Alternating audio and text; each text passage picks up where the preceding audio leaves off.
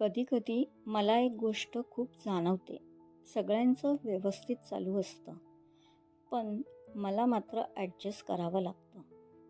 नमस्कार मैत्रिणींनो, माधुरीज डायरीमध्ये तुमचं मनापासून स्वागत आहे. आज मनात एक साधा विचार आला, तो तुमच्यासोबत शेअर करावासा वाटला. घरातली कामं, सगळ्यांच्या गरजा, हे करताना दिवस कसा संपतो ते कळतच नाही.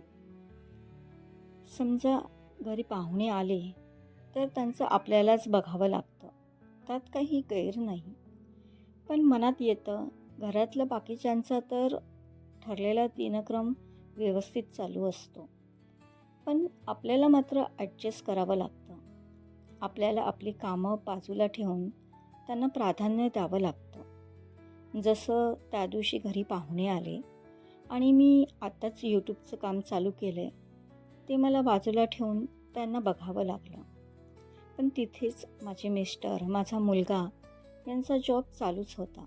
ते त्यांच्या वेळेवर जातच होते, पण मला घरातलं बघावं लागत होतं. आपल्यापैकी बऱ्याच जणींची ही स्थिती असू शकते. नंतर हे लक्षात आलं, ही आपली गृहिणी म्हणून जशी जबाबदारी आहे, तशीच स्वतःसाठीही आहे.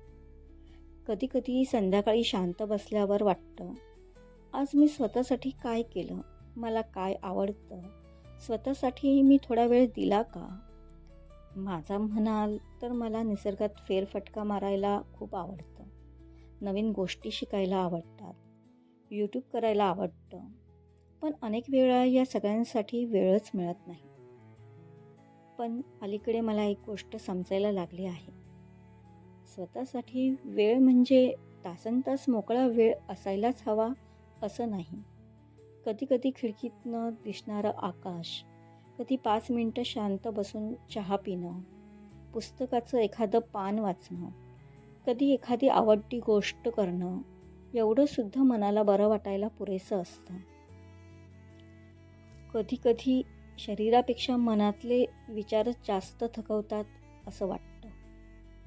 म्हणून आता घर आणि घरातल्या जबाबदाऱ्या सांभाळता सांभाळता स्वतःसाठी मी थोडा वेळ काढण्याचा प्रयत्न करते.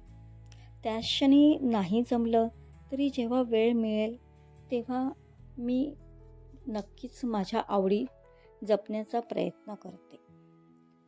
तुम्हालाही असं कधी वाटलंय का? तुमचे अनुभव कमेंट्समध्ये नक्की सांगा. पुन्हा भेटूया एका नवीन व्हिडिओमध्ये. काळजी घ्या आणि आनंदी राहा.